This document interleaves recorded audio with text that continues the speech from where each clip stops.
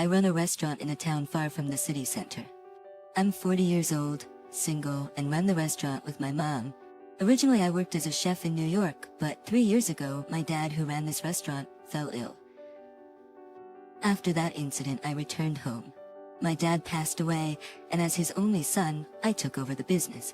At first I struggled to reproduce my dad's flavor for our regular customers, but once I got the hang of it, it became second nature. I used to feel the monotony of life in New York. Now, I genuinely enjoy every day surrounded by friendly conversations with neighbors and regulars. It seems I prefer this slower pace of life over the hustle and bustle of the big city. Then one evening, a young mother and daughter in faded clothes entered the restaurant. The young mother looked to be in her early 20s, and her daughter was just a toddler. They were unfamiliar faces in these parts, and on closer inspection, not only were their clothes faded, but they also seemed unwashed and stained in places. Although a bit suspicious, my mom and I silently escorted them to a table. After briefly glancing at the menu, the young mother ordered a single plate of chicken fried rice. Just one plate. With that thought in mind, I prepared and served the dish. The woman pushed the chicken fried rice to her daughter, saying, "Lucy, you can eat this. Eat as much as you want." With delight, the little girl started eating. I thought it might be too much for a child who looked to be around 3 or 4 years old, but she quickly finished the dish. When only one bite remained, the little girl scooped it up with her child-sized fork and said, "Open up, Mom." "It's okay, Lucy, you eat all of it."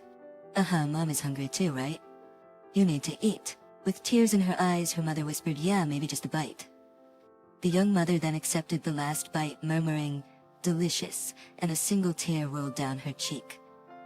I exchanged eye contact with my mom. Something's off about those two, right? My mom nodded subtly in agreement. Taking a deep breath, I approached them. Thank you for coming in today.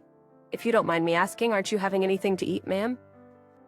Is it a rule here that each person has to order their own dish? No, not at all. As I hesitated on how to proceed, my mom interjected. You looked like you really enjoyed that chicken fried rice earlier. Aren't you hungry? The woman hesitated, looking distressed. "We don't have much money." My mom and I exchanged looks. "Sorry if we're prying," my mom said with her usual warm demeanor. We've been watching, and just seems like you are in trouble. You're not from around here, and you don't seem like tourists. The young woman looked even more puzzled. I took a moment to think and told her, "Please wait a moment," then returned to the kitchen. Quickly, I whipped up some spaghetti and set it on the table in front of her. Please eat. I can't. I really don't have any money. Don't worry about the money. My words were firm, and then my mom chimed in. Honey, you look so worn out. I think you should eat something. Plus, I just have this feeling that we can't let you leave the diner like this. Before my mom married my dad, she used to work as a counselor at the town hall. That was over 40 years ago, but maybe her instincts from back then kicked in. Would you mind sharing your story with us? The gentle expression on the old woman's face and her soft voice, and the steam rising from the freshly made spaghetti on the table. The tension seemed to melt away, and tears streamed down the young woman's face. My mom gently patted her back. First, let's eat. We can talk afterward. I quickly wrote "closed for today" on a sheet of paper and stuck it to the diner's door. I'm sorry. Thank you. The woman said with a nasal voice and began eating warm spaghetti. When she finished, she began her story, seemingly unsure of where to start. My daughter and I ran away from our home. The young mother, named Catherine, faced opposition from her father about pursuing higher education when she was in high school. It might not resonate much with me, being a man, but apparently in rural areas, there still seems to be a belief that women don't need education. Her father believed that even though the number of women entering the workforce has increased, the reality is that the rate of advancement is still low. Catherine, in her rebellious phase, went against his wishes and used the money she'd saved from her part-time job to secretly enroll in a college in New York. However, in New York, she fell in love with a young man and ended up pregnant with his child. Since he was still in college, she couldn't tell him about the pregnancy. Doing that might just ruin his future? With that in mind, she decided to give birth and raise the child on her own. She dropped out of college, gave birth, and began working in New York, but her life was not easy with a young child in the house. There were days she had to take off from work to care for her child, and the high cost of living in New York became increasingly tough to bear. Eventually, Catherine realized she couldn't raise her daughter on her own in the city and decided to return to her family home in Nebraska. I didn't want to go back home, but raising my daughter Lucy, let's call her Lucy, properly was the most important thing.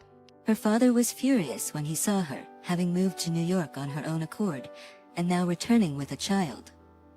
He scorned both Catherine and Lucy. When my mom asked, "Didn't your mom help you out?" Catherine replied, "My mom always took my dad's side. She never really stood up for me, even back in the day." When Catherine returned home, she found that her mom had gotten deeply involved in some sort of cult. It was a religion I'd never heard of. My mom seemed to believe that it was thanks to their God that I had returned home. Even when my dad would berate me, she wouldn't say anything to him. But I once saw her fervently praying to some sort of religious talisman, asking it to protect Lucy and me. Maybe in her own way, she believed she was helping us. After Catherine and Lucy moved back home, her involvement in the cult grew even more profound. Catherine started a part-time job nearby to support them, but most of her earnings were donated to the cult by her mother. Shortly after I moved to New York, my mom started acting differently. My dad would often tell me, "It's because you didn't listen back then that your mother went crazy." Unable to bear the situation at home any longer, Catherine, with the little money she had, decided to leave. I thought living with my parents would have a bad influence on Lucy, so we got on a train to get as far away from them as possible. But Lucy said she was hungry, so we got off here and ended up at this diner. I'm sorry I didn't plan ahead and spent all our money on the train fare. You spent everything? So where are you staying tonight? Upon hearing my mom's question, Catherine looked down, troubled. You can't sleep on the streets with such a young child. Why don't you stay at our place tonight?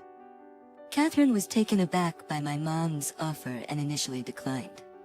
But when my mom pressed, reminding her of the lack of money and the risk to her daughter, Catherine finally relented, so they ended up staying at our home.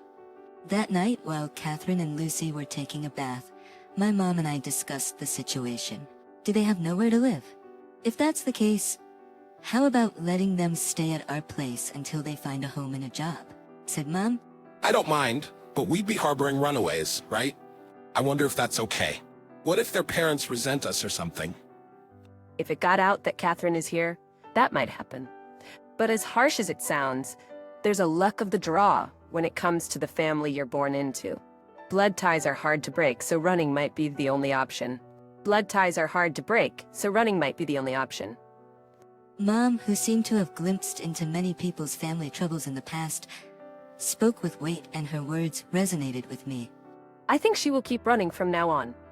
If we abandon her now, she'll just start a tough day-to-day life tomorrow. It was supposed to start today, but it would just be delayed by one day. Imagining that young mother and child lost on the streets, the thought was heart-wrenching. The thought was heart-wrenching. After Lucy had gone to bed, Mom and I asked Catherine if she'd like to live with us for a while. Catherine seemed overwhelmed. "I couldn't possibly impose on you like that," she said. With genuine curiosity, she asked, "Why would you do so much for someone you barely know?" It's human nature to want to help someone in trouble, isn't it?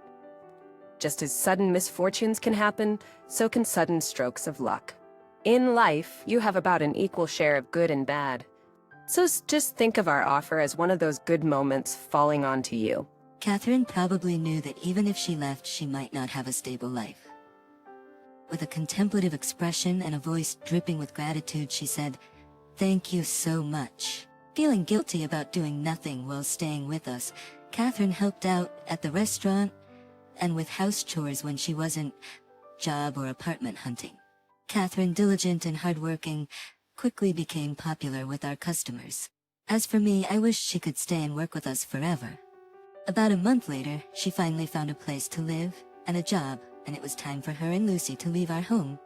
She mentioned her new workplace has a nearby daycare where Lucy could be looked after. Thank you so much. I will never forget your kindness. Catherine said with a smile in front of our house. It's okay, Mom responded. All we ask is that you raise Lucy to be a fine young lady. As Catherine, with tears in her eyes, left with Lucy, Bye-bye, the little girl waved and shouted. Mom and I, having grown close to Lucy over the month, sniffled as we waved back. For a while we kept in touch with Catherine. Although the busy Catherine couldn't always reply, we occasionally updated each other through calls or emails. We always looked forward to seeing photos of Lucy that Catherine would send. Then, about 2 years after Catherine and her daughter left our home, Mom slipped and hurt her back, making it impossible for her to work in the store. With Mom not around, I had to juggle both the kitchen and the dining area. During rush hours, it was tough, and I had put out ads for part-time help, but applicants were hard to come by. Then, one day after lunchtime, the rush had subsided. Catherine visited the restaurant after a 2-year absence. Hello, David, greeted a much taller Lucy, along with a man standing next to Catherine, whom I didn't recognize. Catherine, long time no see. It's been a while. I'm so sorry for not keeping in touch. I wanted to call before coming over today, but things have been so hectic. That's all right. It's just great to see you both well. And who's this gentleman? With a somewhat shy smile, Catherine said, "This is my husband." He's Lucy's biological father. What?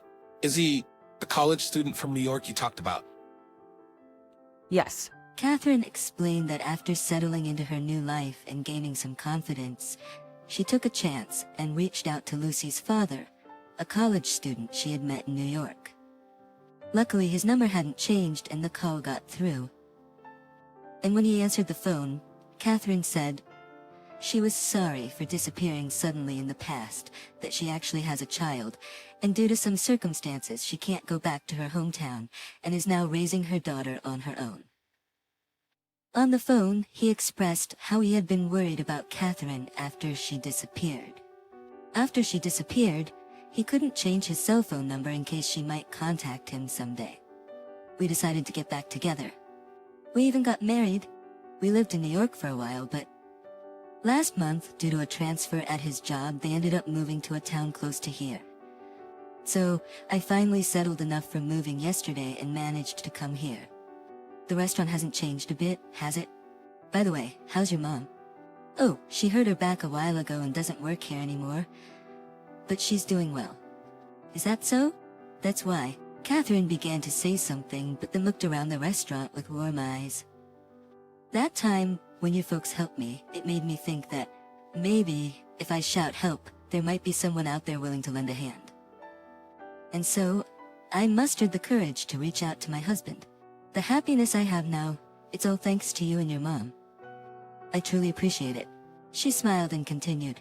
I saw the ads outside and if you're short on staff, would you consider hiring me? I want to repay the favor. I'm not sure if this counts as a repayment, but if you hire me, I promise I'll give it my all. Catherine, I remembered her sincere attitude when she helped out at the store for a month 2 years ago. Having someone like her on board would be a godsend. Yes, if you join us, it would be like having 100 people. Please, we'd love to have you. Thank you so much. Catherine grinned, looking truly happy.